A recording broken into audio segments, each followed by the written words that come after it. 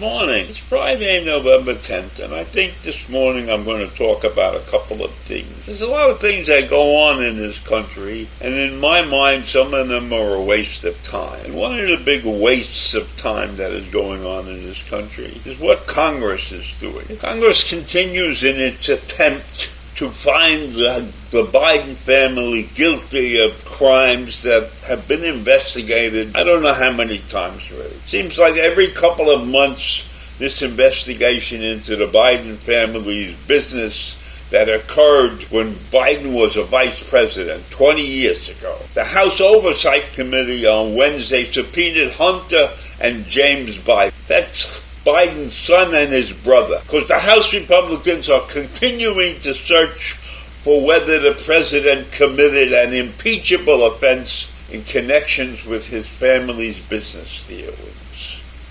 So how many times are they going to go through this information and come up and this is a crisis time. We're only a couple of days away from the country going bankrupt again. So this is the first time the panel has directly subpoenaed members of the Biden family because they're really intent upon destroying Biden's presidency. And if they can't destroy it, they're going to create an image that he did something terrible and it's an impeachable offense. No evidence has ever been proved. And we have Republicans that are doing this based on information they have received from some anonymous, what do I call them? A fink. Some anonymous fink. The fink is somebody that squeals on people.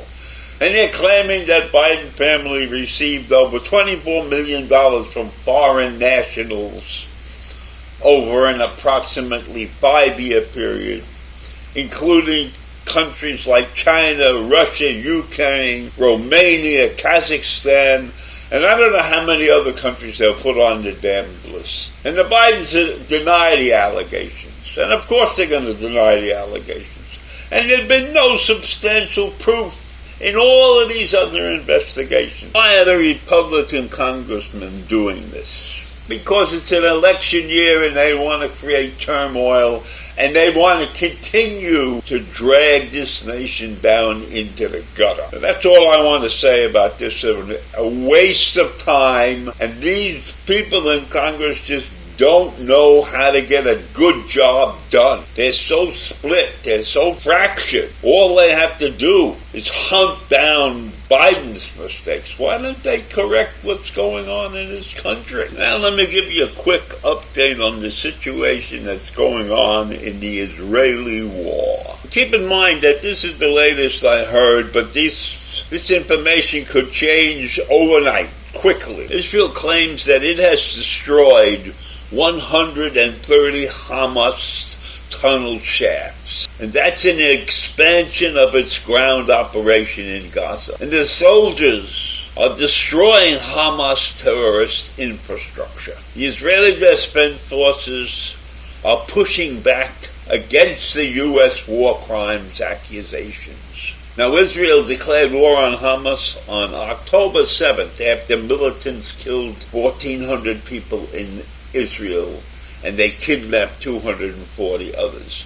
And we have seen 4 people released and some crazy pictures that the Hamas has sent out to show the world what they've been doing. Now, this information has been provided by the Israel Defense Forces. And Israel's continuing assault on Gaza has plunged the Gaza Strip into a crisis. There are mass displacements of people, severe shortages of food, water, fuel, and medical supplies. And Israel's attacks have killed at least 10,500 people and injured more than 26,000. All of these terrible things have taken place since Hamas chose to start this war. That's according to a report that came out on Wednesday. And that's a report that was issued by the Hamas-controlled Palestinian Ministry of Health. And they're getting their information from inside the enclave, as they say.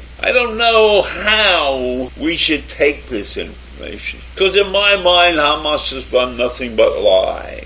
And so if the Palestinian Ministry of Health is declaring this information, then I don't necessarily believe it. And Israel has remained stum about the whole thing, and they're going to continue, no matter what the world says, they are going to continue until they have satisfactorily destroyed Hamas in Gaza, and then they plan to police Gaza in an attempt to get the place straightened out, I believe. But I think Israel is making some mistakes along that area, because I don't know that the Palestinians want to be policed by Israel. I don't know that they want to stop and make peace with Israel. I mean, when I've heard all the statistics are associated with this war, the statistics say that 60% of the people who live in Gaza are on the side of Hamas. So it's clear to me that if Israel wins this war, then they're going to have to manage Gaza in some way that would make it like, I don't want to use this term, but I'll do it anyhow, like a concentration camp. They're going to have all these people trapped in Gaza, and Israel's going to be taking care of them. So that's not something that Israel should be doing. They have more important things to do than take care of 2 million people who hate them. So I don't see a reasonably satisfaction end to this situation in Israel at all. I mean, they may win this war, but it's not going to stop all of the enemies that surround them in that part of the world. Hezbollah, Iran, Iraq. I don't know what's going to happen with the deal they were striking with Saudi Arabia. I think that's probably going down into the toilet. So this situation with Israel and Gaza is going to go a long time affecting the future of Israel.